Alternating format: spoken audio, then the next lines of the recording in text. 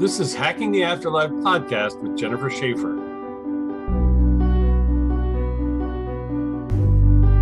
Jennifer, Richard, how are you? happy holidays, babe. Oh my gosh. Happy holidays to you. We haven't seen each other for at least 2 weeks. I know. Let me put my little things on. At least 2 weeks. It feels like forever, but you write books now when you're not seeing me. That's right. Wait.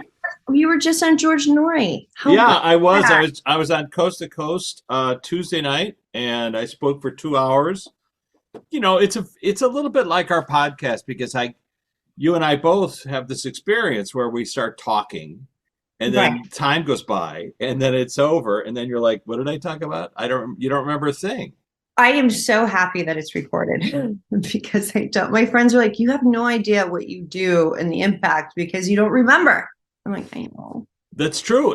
But the other thing is, like in Coast to Coast, you know, they have a service so you can sign in and, you know, pay to be part of their membership and stuff. So I don't have a link to that, to those brought, you know, so I don't know what I said. I mean, I could ask them, you know, to send me a copy. I just never do. Right. So I have no idea. And, you know, I do remember that George said a few times, "That's great. That's really interesting." And so he must have liked it. How was your Thanksgiving, by the way? It was spectacular. Mm-hmm. I cooked a lot. That's a lie. I did a lot of dishes. It was amazing. And I listened to your new book, which I love. Oh, you're so sweet to say so. No, people are very interested in councils. They're very interested in like I always laughed about, you know, I would tell Freddie and my husband, I would say, you know, there's an enormous executive committee that I believe just fired me because I'm so whenever I get in my head, it's just, you know, I can hear them just like, oh, she's so exhausting to me. You know, that's hilarious. But it's true. We have executive committees. We have these councils that have been watching over us since we started incarnating. It's a fascinating topic, mainly because, you know, it showed up in the research. Let's say when I first interviewed Michael Newton, he was talking about these councils of elders. And then they showed up every time somebody did a hypnotherapy session. And then the book came out of this idea of doing an experiment. Okay. Go ahead. Sorry. Luana's like, what? Me. Okay, skip down. Rich, don't talk about your book. Go ahead, Lou. No, I want to talk about your book. So just give me a second. No. She's talking about the book. Hold on. I love that. I love that Lou interrupts me to go, stop. Well, she's like, me, pick me for the book. Okay, hold on a second. That's brilliant. Because it's so important that people know that they're not alone, especially over the holidays. It's so important for people to know they're not alone, especially over the holidays. So let's ask Luana. Luana's here, please. Much more interesting person than me, my story. But Luana, what was your opinion of my story? What did you think? Were you listening in to my, you know, talking to George Norrie, or what was your impression of that, if any? The whole class was in there on what not to say. But yes, no, of course. She's laughing because she can kid around like that with you. I know. So was she feeding me answers? Because I don't remember what I said. That's wonderful. She also said Prince did. She said there was a bunch of people that fed answers to you, depending on what the questions were. But they were also, so hold on a second. Michael Newton was there taking notes. You know, it's funny about that because I didn't know that he was an inveterate note taker. And when we first spoke to him, he said, you know, I'm over here taking notes. And when I talked to one of the people who knew him really well, they said, oh my gosh, that was what he did all the time. He loved to take notes. Okay, so I don't know that, but I didn't know that either. But he's also taking notes how fast you're doing it, like how fast you're getting people to their councils. He didn't know that was possible when he was here, but he also wanted a lot more. He was recording everything and getting data. So he show me again. He didn't go in deeper than what you do. He just he made it more so he can get more information, I guess. More information, that absolutely. And the only thing we've been doing is shortening it because it really was a long time ago. I don't know how many years ago, 8 years ago, when he showed up while you and I were doing a session, and we asked him to give us a because I was going on Coast to Coast Radio 8 years ago, and I said, I said today's our anniversary, our friendship. "Is it really? Oh yeah, that's Yeah, right. I Here we listened are." to you on Thanksgiving. I think today is like our anniversary. Happy Eight anniversary, happy anniversary. friend. 8 years of listening to my dulcet tones, but and us doing this sort of thing that we're doing, which is Yeah. trying to figure out, what's going on the flip side. But we asked Michael, give us a simple 1, 2, 3, and he said, if you want to talk to somebody on the flip side, he said, say their name, ask them questions. He said, there's only two. And I said, well, wait a second. How do people know if it's real or not? He said, well, when you get an answer before you ask the question, then you'll know you've made a connection. Now, I've been telling that to people since he told us that. And just recently on Quora, I've gotten people who have reported that they've tried this method, this idea of picture yourself in a boat on a river, and then going to their counsel and asking questions. I read this today. I saw that. They were like, it was perfect. They actually used it for a client of theirs. Yeah, they used it for a client of theirs. And then this other woman actually said that she asked her counsel what she needed to work on, and they all said together, patience. And she really heard it. And then I got to mention that Ken Russell was a famous film director. You might not have known his work, but I saw his film The Devils with Oliver Reed many years ago. He also did Tommy and some other great movies. But Ken Russell, a prolific director, had passed away like in 2011, 2012. And so I got a post from his wife who said that she was talking to him on the flip side, and he showed her a martini glass. And she was like, what? Are you drinking over there? Like, what was that about? And he said, no, look this guy up. Richard Martini. Literally said my name, Richard Martini. Then she looked me up, found me on Quora, and sent me a note. My husband told me to reach out and see what you're talking about. I mean, how weird is that? Not that weird. Not in our world. Not in our world. Like so I know my client won't care, but I get to talk to Steve Jobs today. Oh, you did? Oh, fabulous. So how is Steve? I get to. There's two clients today. Oh, I see. Oh, okay. Family. And so I'm like, I get to talk to him today. How great is that? But again, we've talked to him before I even had a connection to his family. And they found me completely from the internet. Not like, and so it's just so fascinating I don't even know why I said that. I said that because I'm actually going to ask him a question about the iPhone, but that's totally different. And well, for people tuning in for the first time and perhaps the last, Jennifer and I have been talking to people on the flip side for 8 years, weekly, almost. And early on, there was a moment when she went, he's here. And I'm thinking to myself, like, why? And Jennifer didn't know him. She knew people who knew him. Right. I didn't know him. But of course, I wanted to ask him specific questions about his last words, when he said, oh, wow. And he gave us what that was happening while it was happening, what he was seeing and experiencing. And then as time has marched on, he's come through quite a few times where he talks about not the mundane things of day to day, how my iPhone doesn't work. Forgive me, you are going to ask him that. But at the same time, it's really about the bigger picture, about creativity, about saving the planet, about so many other issues, because you have this brilliant mind that hasn't stopped functioning, and you can access him and ask him questions. Yeah. And the biggest thing he has taught me, and I'll say this, when I saw somebody that was connected to him, I said, that morning, and some of you might have heard this before, I said, if this is really Steve Jobs, such and such, I'm like, show me a sign. And then I forgot about it. And then later on, I was talking to another client. I'm like, hey, why am I seeing that? I'm like, are you looking at a picture? She goes, yeah, I'm looking at a picture with my son.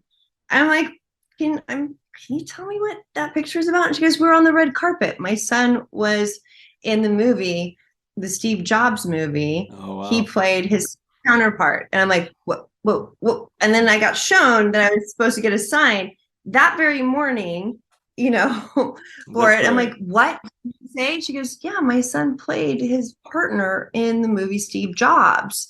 And I'm like, oh my God. And then later on, when I got to it was his daughter, I'm like, can we just, she goes, yes, this is my dad. My dad is Steve Jobs. And I'm like, oh, okay. And I'm like, I just didn't want to say, hey, I see an apple. I'm looking at my Mac. I'm looking down at my phone or whatever.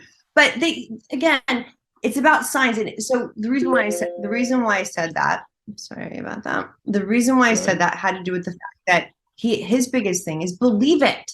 Like, I didn't believe that I was talking to Steve Jobs. It took his family member, his daughter, to make me believe I was talking to him, which is so realize, crazy. yeah, it is realize crazy. That, and he's like, but how many people that we talk to that eventually their families find us in different it's mediums, true, and right? it is weird because, of course, Jennifer and I are in our little time frame as we go 8 years on, and they're outside of time. So for them to show up 4 months later, Right. 6, even years later, to answer a question that we had 3 years ago, which has happened to us. So Luana, we have you. I don't want to waste the time with not asking you questions. Is there someone that you want us to talk to, or have you brought a topic? She just made me feel the song. Again, these are learning moments. She made me feel the song. Raindrops on roses and whiskers on kittens, bright color packages and warm woolen mittens. These are a few of my favorite things. So, Lou, is there someone associated with the Sound of Music that you? Hold on. Is it somebody that I know that's associated with the Sound of Music? Who's the guy that played the husband of? Oh, Miss Andrews. Yes. Okay. They're putting him in my head. So let's. Okay, very good. And he did pass away recently. I don't. And I will use the internet. Christopher Plummer. I will use the internet to access that. Now, Luana, does Christopher Plummer want to come through and talk to us? Yes. Okay, very good. Thank you, sir. And what would you like to talk about? Because, of course, I do ask simple questions like, Christopher, when you passed away, who was there to greet you? Give me a second. So I know that somebody from Fleetwood Mac passed away recently. Correct. Right? Christine McVie, yeah. So when I ask him, like, what do you want to talk about? She pops in. So I just need to figure out what that has to do with anything. Okay, I know she passed away. But Luana, if she wants to come and talk to us, it might be too soon, but maybe she does. I don't know. But let's start with Christopher. Chris, they're both Chris's. This is what's happening again. She's just observing, but because they're observing, remember what happened with Kobe? When he would observe, he kept popping in, but they're not, it's not that they want to talk. They don't know, they're trying to figure out. They don't know this process. Yeah, we also did that with, we've had other people show up, no point in naming them, but they show up to see this process because Luana helps them organize their thoughts so that they can transmit them to Jennifer, and Jennifer translates what the questions are, and then I ask the goofy questions that I ask everybody, and she's going to observe. And Christine, you're always welcome to talk to us, and perhaps you want to jump in later on, but let's start with Chris Plummer. Later on, a couple of weeks. So Chris, okay, hold on a second. What does Ian McGregor have to do with it? I don't know this, but I just got Ian McGregor. I got The Sound of Music being done again. Oh. Which is interesting, but for whatever reason, we're just putting that out there. I have no idea. All right, wait a second. Hold on. This is the weird thing about the internet. So apparently, Ewan McGregor did a song called "The Sound of Music." What? I win. And it was featured in the movie Moulin Rouge, directed by Baz Luhrmann. Oh, interesting. Okay. So is that what he wants to talk about, Chris? Is that what you want to talk about, Ewan McGregor's version of that song? I mean, or what? Let's ask you a question. No, I had no idea about. No, I didn't either. I'm looking it up right now. Okay, but I think this is hilarious that's being a connection. Just give me a second with that. I just found out that Ian McGregor was in my husband wanted to kill me because he loved Star Wars. I'm like, I had no idea. And I just found out tonight, by the way. That's hilarious. Okay. I cannot believe I'm even talking about this. This is so my dad's upset with me too because I don't know all the Star Wars and like all the things that are in between and the aftermath. Like I'm really I It's want allowed. It's allowed. okay. I feel like my life is Star Wars, really. So I don't need to watch it. Um, okay, hold on. Okay, so he showed me and I feel like Ian McGregor is going to do Sound of Music. There's going to be something about that. I have no idea, but we're saying it here. And, Okay. and he showed me like Spirited, which of course I'm in love with Ryan Reynolds. That's not a everybody knows that. Okay. I don't ever want to be with him. It has nothing to do with that. I love Blake. I love his daughters. It has nothing to do with that. I have this weird thing. It's just a weird thing. But that being said, he is like Spirited took in, the Grinch and took in like all the things for the movie Spirited with Will Ferrell. They combined it with, It's a Wonderful Life combined with, just a bunch of Christmas stuff and they put it into one movie. It's on Apple. I highly recommend it. It's amazing. So they showed me that like it's going to be an updated version of Sound of Music. Okay. But Chris, let's talk about you. So you were wonderful in the film Knives Out, which was one of our favorite fan favorite films. Ryan Johnson directed you in that. So when you crossed over, what was that like for you? Were you aware that? Go Sorry. ahead. He goes, it sucked. I didn't want to go. And who was there to greet you? Oh, everyone. Julie. I'll say. Is Julie gone? I'm sorry. I don't know. You mean Julie Andrews? Yeah. No. No. Julie's here, but your higher self is over there. No. I thought it was Julie. Give me a second. I'm not trying to hold on. Olivia Newton-John. Okay. I don't know. I know that, but I don't know why. I don't know if they even knew each other. It's all right. Don't judge it. Um, But so who made you realize that there was an afterlife? Let's put it that way. he said he did. He knew there always was. He always knew it. And so when you crossed over, how long? So you were greeted by other actors? Is that true, or friends or family? Family. Family. Yeah. And then at some point, how did Luana come into your consciousness and your awareness? Because you kind of get sucked in because everybody knows and knows and knows. Like it's 6 degrees 6 degrees of Kevin Bacon? without Kevin, but Luana. 6 degrees of Luana Anders. So, and by the way, for the audience tuning in, That's the title of the book.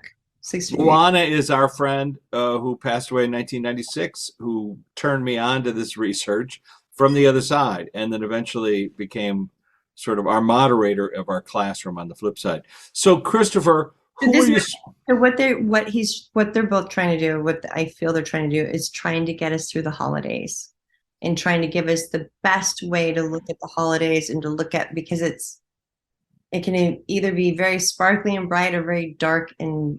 I understand. So both of them want to emphasize the idea that your loved ones are still here. They can still communicate with you. They're okay. No matter how they left the stage, they're all fine. Is that correct? Correct. So, and the idea of bringing Christopher Plummer, who was a very beloved person, The Sound of Music. I know he didn't like that movie so much. Let me ask you, I'm going to ask you, Christopher, have you talked to Bob? Is that the director of Sound of Music? I Yes. How did you know that? How did you know that? Do you know the name of the director? Okay, no, I do. He didn't get along with the director. That's what he said. Okay, but have you talked to him since you've been on the flip side? No. Well, let's invite him. Let's invite him. No, hold on. He's laughing. He's joking. It was over something so stupid, but he didn't like. I maybe it had to do with the Nazis during the movie. He didn't like. Don't judge it. Let's ask Bob to come forward. Bob is judging it. That's what he's showing me. But Bob was a cranky guy. So I'm just saying I knew him. He was the guy who directed that film. I worked on something with him. But Chris, can we invite Bob to come in? Angelina Jolie. No, can we invite Robert to come in and see us briefly, just to say hello, or? Give me a second. Luana knows what I'm talking about. They all do. I'm the one that doesn't. Just give me a second so I can put it together and make sure that that's what they want. Okay. They're going to utilize this time. as you are doing to express how things that happen here are not necessarily what they take with them over there. Okay. And so and the reason I wanted to invite Robert Wise is because I knew him and he was always generous to me, but I know that he had a number of feuds with different, including Orson Welles. So Robert Wise has not, you guys haven't spoken to each other. No, they have. He was laughing about that when he talked about it. Okay. All right. This is the thing, though. You just said Orson. You just brought in like a whole Pandora's box of people. I don't understand it. Because we've talked to Orson before, and Robert Wise was the guy who edited Citizen Kane, and then eventually took over a movie called The Magnificent Ambersons, where he took over from Orson. And I was going to direct a script that Orson had written for RKO Pictures, and Did Robert he get kicked out? Because I feel like he kicked him out. and what happened was Robert said, "There's no point in doing this movie just because Orson wrote it. Orson wasn't that talented, so that ended the project." But anyway, Okay. that was so I knew he had feuds with different people. Anyway, that's my connection to Christopher. But Christopher, your daughter's a fantastic actress. Have you reached out to her? Have you talked to her? She's here on this side, but Yeah. have you? You have two daughters, though, or one that's like a daughter. Could be. Because I feel like there's two of them that are in the entertainment industry. Okay. One might be a producer, the other one might be an actress. Okay. I know he's got at least one. So she's an actress. She was in a number of movies. Right. It could be somebody that she knows or somebody that hold on a second. What was the question again? Who were you surprised to see on the flip side, Christopher? His director, Robert, I guess, or that guy. Okay. And why? Because you just figured you wouldn't run into him, or? I didn't know he could be kind. Okay, that's important, and it is in the topic that we're talking about. He's also saying that he did a lot of philanthropy. I feel like Robert did a lot of philanthropy work, but one-on-one, he was just an asshole. So whatever, so he did things different. He just did things his way, clearly. Yeah. He also West Side Story. That was his film as well. So and Star Trek. He was a big time director.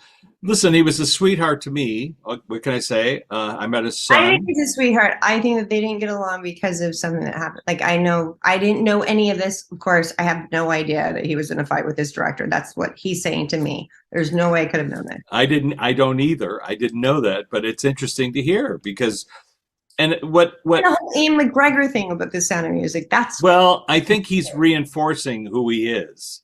You see, to sort of talk about it. But the point that they're trying to make, your loved ones on the other side are still connected to you. So even if you had a beef with them or a falling out or something that was said that you regret that you didn't resolve it, that's another way of showing they resolve it on the flip side. They resolve it. It's like that's so interesting. He showed me like going into a different room and then everything just, like you said, dissolving. But then it reminded me of the Origins of Species, Origins of Spirit, when I was shown how we get dissolved into each other, how our DNA, like we don't know where we are in this grand scheme of things called life, right? Yeah, on stage. He made me feel like, he's like, you don't know where you are. And I'm like, what? And he was right. I like, wait a second. I think I'm here, but do I know I'm here? So to unpack what Jennifer's saying, she has spoken to Charles Darwin because she did a reading for one of his relations, somebody. And he talked to her about how Origin of Species was originally going to be called Origin of Spirit because he was a spiritual person and still is. And so that idea of understanding where we are on the planet, we're trying to navigate the planet. And what Christopher is saying, you really don't know where you are. You think you're, on Earth and blah, blah, blah. We don't realize we're in a realm. We're on stage. So the best way to be is being connected to oneness, because then you know you're everywhere. That's what they're saying. That was so interesting. He's being aware that we're all connected. Aware that we're all connected, so you don't have to worry about where you are. Ah, very good. Okay, Kind of a mind. excellent. And so, Christopher, is that what you wanted to come? You wanted to talk about relatives. Were there relatives that you had trouble with that you found on the flip side, or Not really. I felt like an uncle he didn't know or didn't get along with, but um, and he got in fights with his dad over his mom. I'm not, I don't know. This is just what I'm feeling. Again, it's interpretation. uh-huh.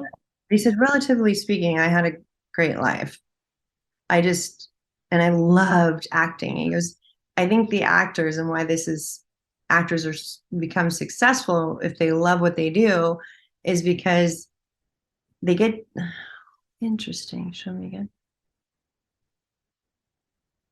Besides being disconnected to who you are by playing another person, he says you have to know who you are to do it.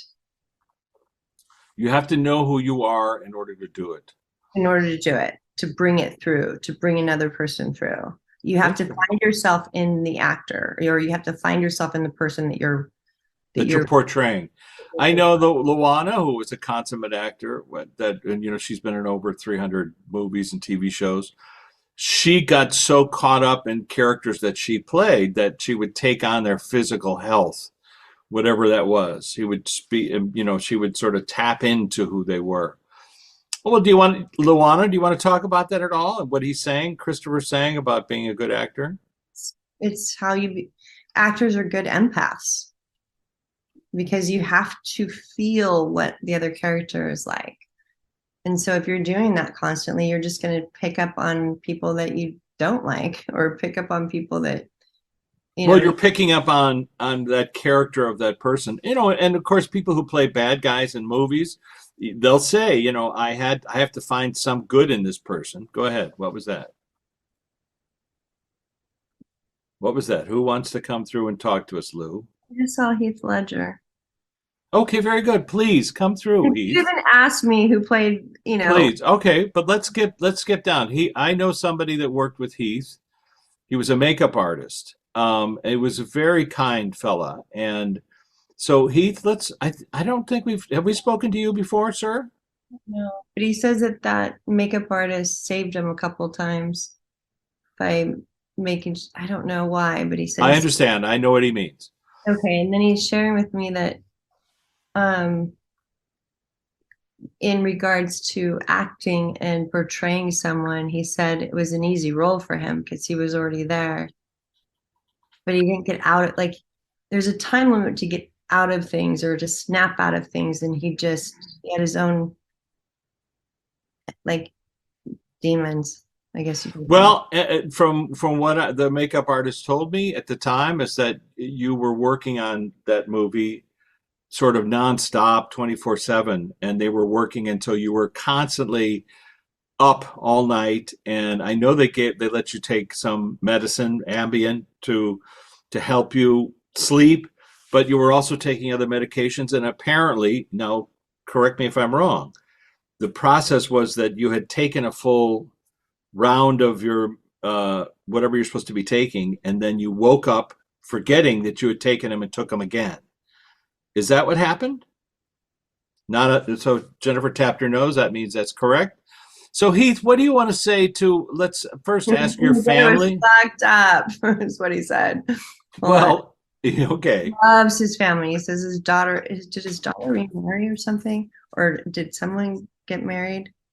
No, I think his daughter's younger than that, but still, it doesn't matter. But still, you're connected to her. Or his wife. Well, the mother of his daughter, Michelle, who was in the new Spielberg film. I don't know that. You don't know that, but her name is Michelle Williams. Is there anything you want to say to Michelle? I'm just curious. He's proud of her. He's proud of her. Okay, very good. And your daughter as well? Is that what you're trying to say? They stay away from people that remind. Oh, hold on. She hears me, he says. And his daughter or his wife? Both of them. I mean, his the mother of his daughter. They both hear you. Okay, very good. Are you? He's incredible. Like he's shown that he's incredibly sorry for what happened because she was so afraid it was going to happen. She warned him. She tried to get him help, and she rightfully so. Um, I don't want to say it on air, but Well, he said, life is too short to not love the ones who fearlessly love you. life is too short to not love the ones who fearlessly love you. Are you familiar with your fellow Australian Philip Noyce, Heath? I don't know if you knew Philip or not. Yeah, he did. He did a movie for him, or he was an extra in a movie for him. Oh, yeah. But anything for Philip because I might see Philip over the holidays. Oh, thank you. He's saying thank you, thank you. He believed in him. Like there was something about Philip believing in him. And he says he kind of put him on it. He said he either must have, okay, thank you. Hold on a second. He kind of kicked him out in a way or did something that made him get his act together. It feels like Okay. that. Um, he believed in him and he knew it. There was something about him having to give tough love about it though too. Very good. Very good. Yeah, I know. I think you were going to do a film with with Philip called Dirt Music. So they worked together on it for some amount of time. I think it got made later on. All right, very good, Heath. Go ahead. When he got his act together, but it took Philip telling him to get his act together because he saw a lot. He saw a lot of train wrecks apparently. So who was there to greet you when you crossed over, Heath?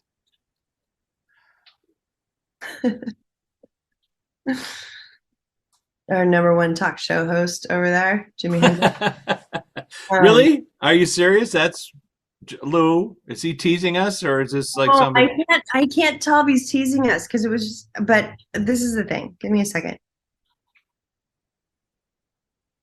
This is interesting. He's sharing with me that he went over. It was another easy, like an easy landing. Transition, yeah. He says that he was at a Lenny Kravitz concert, and I believe with Michelle. They were at a Lenny Kravitz concert. And as they were at the concert, let me just make sure I'm getting this right, okay? Hold on. Sure.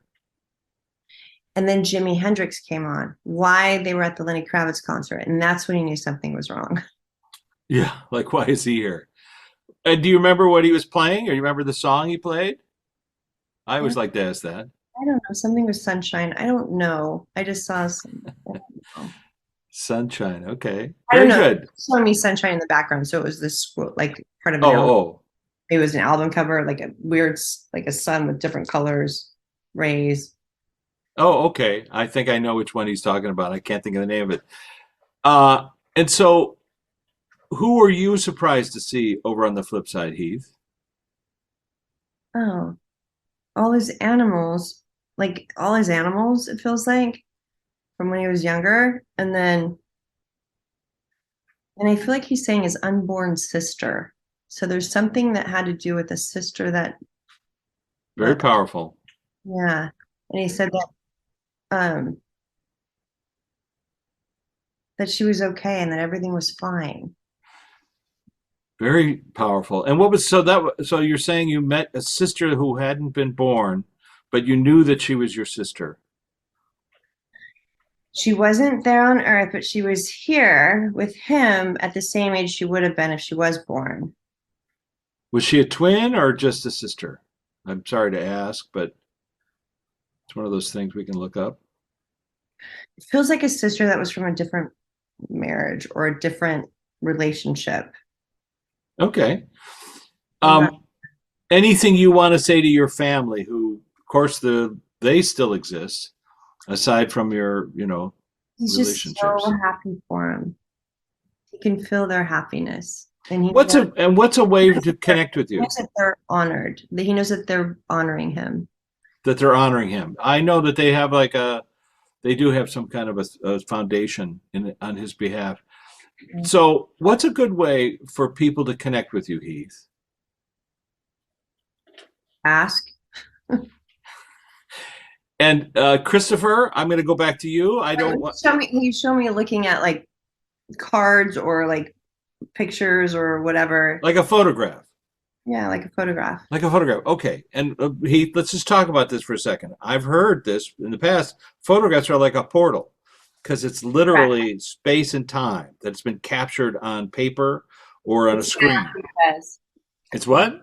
Different form of math. It's a different form of math because, of course, right now we're looking at ones and zeros on a screen, and we're like this square root of pi kind of thing. Oh, square root of pi. So it's like a very difficult math. However, if we want to talk to you, let's say, take out a picture of you. Yeah, or a movie. Or a movie. And instead of talking about you in the past tense and sadness of missing you, talk about you in present tense. I did do a lot of other movies because you don't have to like think of me as a joker.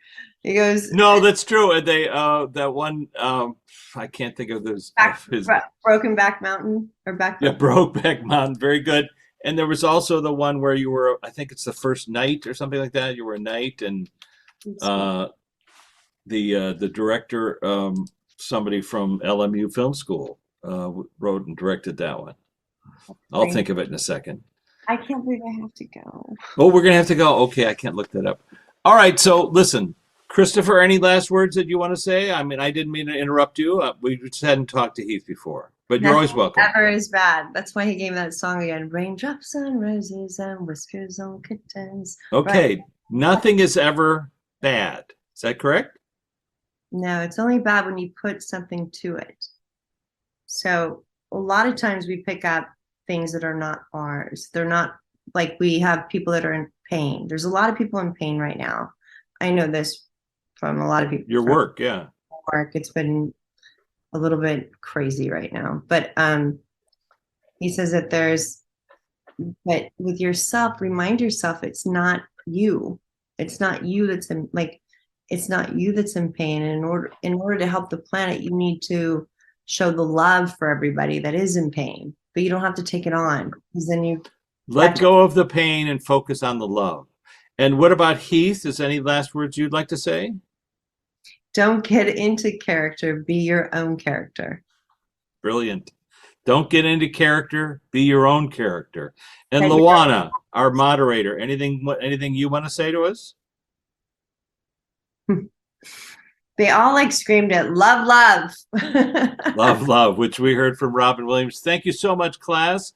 Thank you so much, Jennifer. What a treat. I'm hoping we're going to see you next week. And this is our Thanksgiving anniversary episode. It's a little bit after Thanksgiving. I chased you. I like looked you up. I'm like, he lives in Santa Monica. That's not far. I'm like, how would you like? I'm like, I'll donate my time. You're like, yeah, I'm not into it. And they're like, wait a second, you work with law enforcement? By the way, just for the record, I am so proud of my agents. I worked with them. They took out 450 pounds of pills with fentanyl.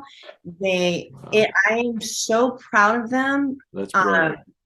It's all like, look it up on the FBI list. They did it in LA. Good for you. They took out pill pressers. I'm telling you, everybody needs to have those cans around them, like what are they called? Narcan. Yeah. No, I agree. Go get those, not for yourself, but for any, like, no one should have to. On Tuesday, I had 7 appointments. 3 of those appointments were with people that died from fentanyl, and it was Xanax. 2 of them were Xanax related. Just taking a Xanax. I'm telling you this because I want you guys to know, like, please, if you're thinking it's bad, don't do it. Like, don't. If it might be bad, especially if it's not from, but at the same time, have the Norcan or whatever that stuff is called. You can get it at Walgreens, get it at any store. It's like $50. Got it. Talk to your kids. Ask your kids if they put emojis on, could they get drugs? Because they can't. Like, talk to your kids about it. Very good. And anyway, I know you got to go. We appreciate you. Thank you so much, Jennifer. Love, and we'll catch you on the flip side. Bye. Bye. This has been Hacking the Afterlife podcast with Jennifer Schaefer. For more information, jenniferschaefer.com, martinizone.com, or richmartini.com. Hacking the Afterlife documentary is available on Gaia.com via Amazon Prime.